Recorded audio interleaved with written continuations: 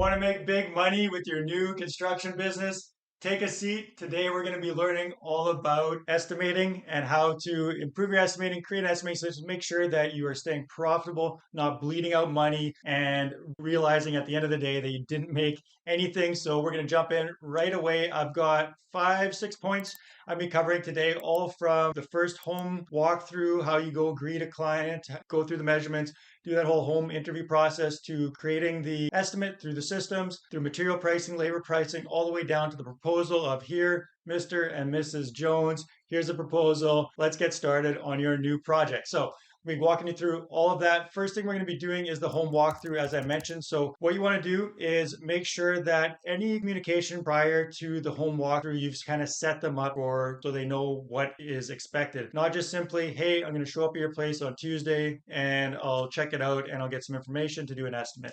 You want to let them know, hey, I'll show up, I'll go through your place, we'll ask you some questions, I'll get some measurements. Tell them a little bit so they know what to expect when you arrive. It'll save you time, save them time, and it just really looks very professional. The reason I'm talking about the home estimating process is because that kind of sets everything else up for success. So when you're at the client's house, you want to greet them, be friendly, build rapport, all that good stuff. As far as the estimating goes, first thing you're going to want to do is just ask them, hey, is it right? We walk around, show me what you want done. You should be taking notes, writing down the scope of work of exactly what they want. So, I mean, if it's a new home project or a new home build, then you're probably getting some plans or something like that. But if you're actually going to their place of, residence, or maybe if you're in commercial construction, a building or something like that, walk through it, get the scope of work, take lots of pictures. I don't know how many times I have gone through an estimating process. I get, back to the office and I'm starting to compile the estimate, and then I realize, like, what kind of baseboards do they have, or what was this room like? Did they have it? Was it a bathtub or a shower? And you don't have good pictures that you can jump back to, especially at the beginning when you start your business. Maybe you're just having a few projects on the go, but as things grow, as you get busy, it's really important to take a lot of really great pictures while you're there and get lots of measurements. Sketch out the room if you've got like an iPad or some sort of digital tablet. Best there's like LiDAR now that you can get that'll just do the room with your phone kind of thing. So use technology to your advantage for getting measurements. But at the very least, if you've got a tape measure, do it the old-fashioned school way. Be measuring every room, sketching it out in a book or digital notepad, something like that. And then use this opportunity. You've got this FaceTime with the client. You want to make sure that you're positioning yourself well. Let them know what to expect as far as the estimating of how long it will take, and don't shoot yourself in the foot by giving unrealistic budgets. Or if they, you want to get their budget so you know how to position your estimate and what they can afford or want to afford, but don't feel that you need to give them some sort of lowball price. Always give them a range. This renovation we're looking at anywhere from 150 to 200,000, or I've done something similar, and we came in when we estimated around 250,000 for this project, but it could be within 50,000 there. Always give them a range. Never let them know, like, if they say, yeah, our budget is 100,000, but we want to redo the bathroom and the kitchen and the basement, and you're like, well, instead of trying to make it fit, just let them know, like, I'll put the numbers together, but more than likely that's going to be outside of your budget. So be open with them, feel free, but again, always give them a range so that you're not setting them up for a certain expectation and falling short of it. And then give them some marketing materials if you've got them. Tell them a little bit about your company. You want to, don't be salesy, but you want to promote yourself. You want to tell the story of who you are and what you're doing, and be the expert. So that's a really important point when you're walking through, is you're the construction expert. Even though they may be pointing out all this stuff, maybe they've talked to other contractors, maybe their uncle or brother-in-law or whoever is a builder or a tradesperson or whatever, they may ask you questions that seem like they're in the know, but generally speaking, most people that are asking you to do work for them, they've watched HGTV or some other shows, and you need to be the expert. You need to tell them, like, I don't think that's a great idea, or have you thought about this? You don't want to crash their dreams or anything like that, but if something doesn't make sense or you see something out of place, point it out, give your expert opinion, and you will build confidence from that, and they'll be more confident in you that, hey, this person knows what they're talking about. Hey, I never even thought about that. And this is maybe the right person for us because they have the experience and they're actually giving us suggestions and feedback and all those kind of things. So that about wraps up the home walkthrough. There's an art and science to it, but that should get you all the information you need to then go back and start actually building out the estimate. So I'm going through this one point at a time. So the first one was the home walkthrough. Now we're going to move on to software, because because you don't want to be doing this from scratch, pen and paper, or even like Excel spreadsheets. You can start with that, but having the right software in place, it's gonna, whatever the cost is, 100 to $300 a month, whatever it may be. You want to keep your overhead low at first, but these kind of systems and processes, softwares are going to save you a lot of time and be well worth the cost that you put into it. So does that make sense? Follow him here. While I got you, give me a thumbs likes up. If you've been enjoying this video so far, give it a thumbs likes up. Super appreciate you for subscribing to the channel. There is a playlist as well for new construction business owners, which is this series. And we've started with marketing. Now we're on estimating. There's a number of them. Go check them out after this video, of course. So moving on, software. What software do you need? What should you get? If you're going to pay money, what should you pay for? So there's going to be 2 to 3 main ones. The biggest kind of piece of the puzzle, if you will, to estimating software is going to be your field management software. So there's some standalone estimating options, and they could be a good fit for you. But generally speaking, when you're starting out, you need a bit of an all-in-one solution as far as like field management. So you're going to want something where you can do a little bit of lead management and prospecting for, not marketing, but for the CRM side of things. And then you're going to want something that does the estimating, which we're talking about, project management, maybe a little bit of financial management as well. But all that tied together just ensures that you're not having to repeat inputting information and you've got too many different softwares that are all kind of doing one thing here and there. So good ones that I like and I've used before is we've got Contractor Foreman, which I really, really like for general contractors, remodelers, home builders, residential type builders, as well as Builder Trend's a big one. Not my number one pick, but decent software, been around for a long time. And then I know there's a number of other ones that I just can't think of right now off the top of my head, but do a search. Check them out. Most of them have a free trial or some sort of way to get a demo of them. So try them out, see what's going to work best for you. Drop a comment below if you're looking for a certain type of software or if you found one, and just let me know like, hey, I'm looking at this software. What do you think? I will give you my opinion. I've probably used it, or if I haven't used it, I've looked at it or know builders that have used it. So I can give you a little bit of insight before you pull the trigger and actually, purchase or move ahead with the software. Not the end of the world if you got to change softwares later on. Obviously, it's going to, there's going to be some change management involved, but generally speaking, most software nowadays you can export that and import it into the other one, so it's not rocket science, but it does take a bit of time. Anyways, getting back to the software, so those are great ones. The other software you're going to need is some sort of takeoff software. So some of them will have takeoff software that integrates or is maybe built in, and the other software I was thinking of is Build Exact. So Build Exact, another great software, a bit of an all-in-one platform, which has takeoff software as part of the program, so it really seamlessly integrates that portion of it. Whereas other ones like the Builder Trend, Contract Foreman, those ones you need to get some other secondary software to do takeoffs that may be integrated with it, but is not part of the main package, if you will. And the takeoff software does a number of good things. So for one, it's digital, so you can always backtrack and go back and figure out, what were my calculations for this? How much drywall did I take off? What did I calculate for framing or, joist material or ordering and stuff like that? So you always have this historical record of what you estimate on a project. Plus, it generally will save you time, especially once you get used to it. If you've been doing takeoffs and working in other companies, project manager, estimator, something like that, and you're used to working from paper plans, that may be faster for you and that may be enough when you're starting out. But if you can utilize takeoff software in the long run, it will be much more beneficial, and it just has a host of other benefits to it. So those are the big two.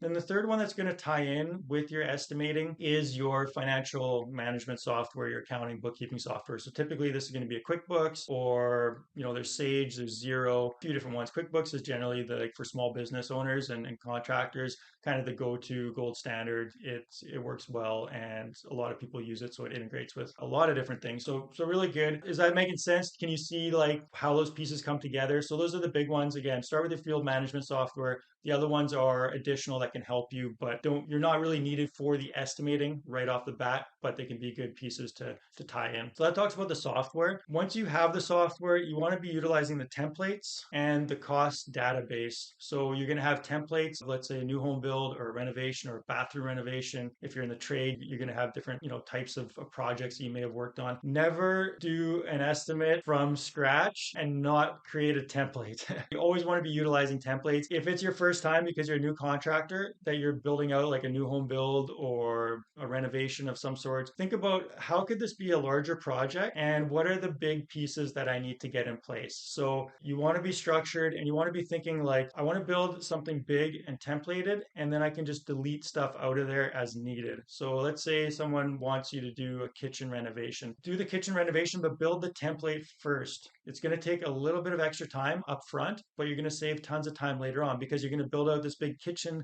estimating template. And then maybe this person, like, you're not redoing the floors. Maybe you're just resurfacing cabinets and doing countertops or whatever, right? But build out the template as if you're, going from studs, like, strip down to scratch, full demo and, redo, remodel of a kitchen. And then you can use that template and just delete out the stuff you don't need, modify it to suit this, estimate that you're actually, the real estimate that you need to create for the client. That way, next time that comes up, boom, you've got the template, you can modify, you can change it a bit, and then just utilize that. It'll save you a ton of time. So can't stress it enough. Use templates, save yourself time, save yourself headaches.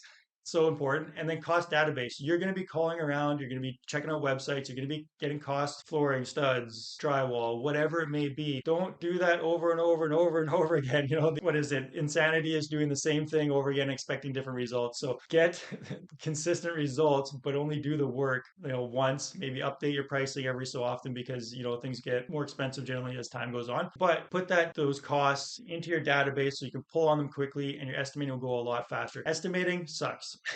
Once you've done 10, 20, 100, 200, 1,000 estimates, the last thing you want to do is more estimates. Trust me, it gets really tedious unless you just are that type of person that loves to do estimating. But generally speaking, you're going to be running the rest of your business. You'd rather be out in the field, talking to clients, talking to employees, getting shit done and enjoying, your working life outside of your office and plugging away, putting numbers and trying to figure out takeoffs and all that. So build your system right from the beginning and you'll thank yourself later. So those are the two big ones. There's a lot more that can go into the software, but if you use templates and you got your cost database, at least you're taking that information, saving yourself a ton of time, doing a good job. Thumbs up to you. So number 3, we've gone on number 2, still with me here, maybe. Number 3 is labor pricing. So generally speaking, you are going to go over on labor and labor is going to cost you the most money of your business. Typically, it's the hardest part to estimate. How long is it going to take to demo the kitchen? How long is it going to take to frame up the house? How long is it going to take, whatever your specialty may be. And even if you've got sub trades, at least you can get pricing from them, but any kind of internal time. And even if you've got sub trades, you're probably going to have like a punch list carpenter or a finish carpenter or someone who's going to be on an hourly basis to take care of all those odds and ends.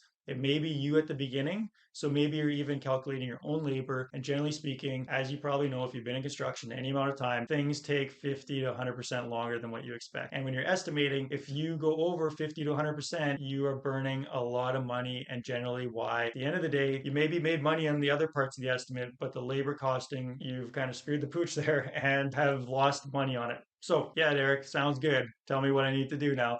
All right. So with the labor pricing, big thing is you're going to have the hourly rate, whatever yours may be, or the employees, depending how big you are. Generally speaking, you're going to want to double that. So if you're paying someone $30 an hour, you're probably going to be wanting to charge at least 60. And that is what you charge on paper. And then you apply your overhead and markup to that. So you're probably going to want to start with, I'm talking about like a general contractor. If you're a tradesperson or specialty carpenter, renovator, your margins may be a lot higher. But overhead and markup, you typically 15 to maybe 40, 50%. So you're going to apply that on top of your labor pricing. So you pay them 30, you charge 60 plus your additional 20 or 40%, overhead markup, whatever it may be. And the reason being is because doubling their labor rate, that only gets you back to about zero because you've got overages. Again, if you're going over on labor, you could go over at least 50%, especially on smaller projects. Things just, for whatever reason, something goes wrong, it's not as expected, and it takes longer. As well as you'll have all the things like their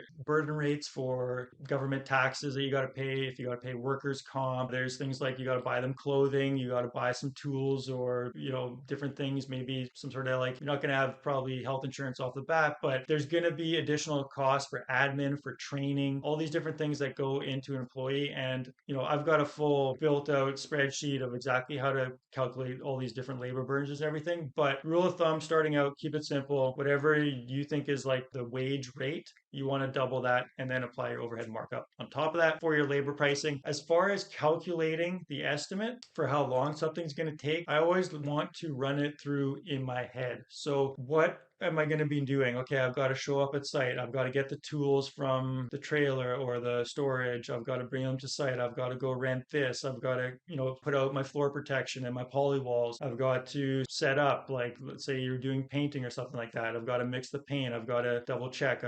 So just kind of run it through your head in a fashion and like figure out, okay, I've got to do all that. That prep time, maybe that's 10 hours just to get starting to roll paint on the wall or whatever it may be. And then, how long is it going to take through these different parts of the project? So by running it through in your head, it kind of gives you a better outlook on how much time is this actually going to take. So, is that making sense? Get the labor right, and you will be profitable. You will be rich from your contracting because that is a very hard place to get right. But over time, you'll get it right. And with the right system, you'll have a feedback loop. How much time do we actually spend? And now you can just plug that in. Bob's your uncle. You're laughing all the way to the bank. All right. Moving on to number 4. So I like my coffee like I like my estimating, strong with a little bit extra on top. You know what I'm saying? All right. So number 4, material pricing. Material pricing, easier than labor pricing because you can go to the store, you can see what it costs, call your supplier, whatever it may be. Generally speaking, again, material pricing is fairly straightforward. What you want to be double checking though is that your takeoffs are correct and the materials that you're purchasing are correct. If you, by mistake not incorporated that you got pressure treated lumber for bottom plates or for a deck and you've, priced it with something else, that can be money, out the window. I've had it happen to myself where I forgot to do a takeoff for the ceiling drywall. Running through my estimate, got the walls, this and that, multiply this room, that room, these areas. Okay, whatever it was, 5,000 square feet of drywall. Start the project and realize, oh no, my drywall subcontractor came back with a price that was significantly higher. And on his estimate, he's got like 7,000 square feet. Shit, I forgot to incorporate the ceiling into my takeoff. So hard conversation, hard pill to swallow, but it does happen. So you want to be double checking those numbers for material pricing. And again, be using your cost database so that not on every project you've got to go look at a Home Depot or Rona website or call your supplier to ask about the same thing that you called 2 weeks ago because you can't remember what it costs per square foot board of whatever, this siding or that siding. So utilize that. You can template things like emails too for sending out emails if you don't want to do a call all the time to call the supplier. Sometimes if you got a bunch of stuff, it's easier to just call. Although if you got a bunch of stuff, just send an email and say, hey, what's the pricing? Become friends with the rep at whatever building store you're at. So have a good rep in place that helps you with your pricing, helps you with your ordering, make sure your business flows through them, and that relationship will really help you with getting proper material pricing. All right, so we got 2 more to go here. Next one is request for bids. So you've got your labor pricing, you got your material pricing, now you need your sub trades pricing. So if you're utilizing sub trades, even could be, additional labor sometimes, like you made these employment services that, you can kind of hire a guy to come and just do some general cleanup or digging some trenches or whatever it may be. For the request for bids, again, you want to have templates for this so that you've got like a framing request for bid template. Got all the basic stuff in there as far as like what a framer should know, the criteria of what you expect from them, the general conditions of quality that you expect. So, things should be square, plumb, level within this tolerance. Garbage should be cleaned up at the end of the day, on and on, just all those different things that you kind of expect from them and kind of general things too. Like, are they installing windows? Are they not? Are they going to be adding, house wrap or are they not? So just clarify, make sure that you've got a lot of clarity in there. Add the scope of work for whatever you're asking them to bid. So, framing 3 floors, this house, and whatever it may be, and then send that out to your 2, 3 top subcontractors. When you're starting out, you're probably not going to know a lot of good subcontractors. Maybe you do. Maybe you came from project management and you've got developed these relationships, which is great. If not, you're going to want to do, a search and ask them for some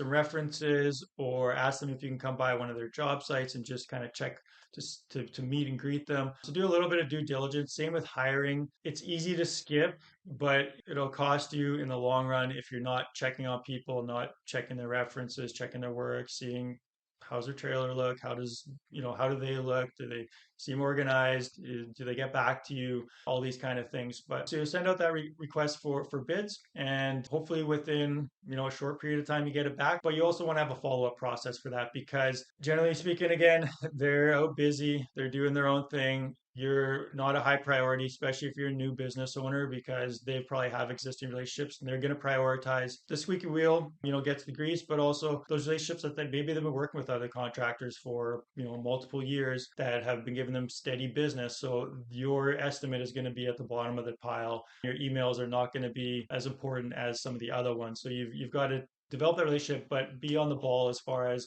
they don't get back to you, follow up with them, give them a call. Hey, did you get that email? I sent you some plans yesterday. Can you get this? When do you think you can get me a quote? Well, I should be able to do it this weekend. Monday comes, Tuesday comes, no word from them. Give them a call again, send them an email. Hey, just checking in. You've got to pester them a little bit if you need stuff done and you need it done in a timely fashion, especially if you're waiting on them in order to get pricing to your client, because it reflects badly on you if they're taking, 1, 2, 3 weeks and you've got to put your pricing together and now it's like a month or 3 weeks and you still don't have pricing for your client. It's going to reflect badly on you. So advice there as far as request for bids. Now we're going to take everything that we've done so far and we're going to package it into a nice proposal for the client and we're going to hand that to the client. But before we do, we want to make sure that it looks good and it is both pretty but very succinct and it's easy for the client to say yes. So when you're starting out, every conversation, every client is going to be super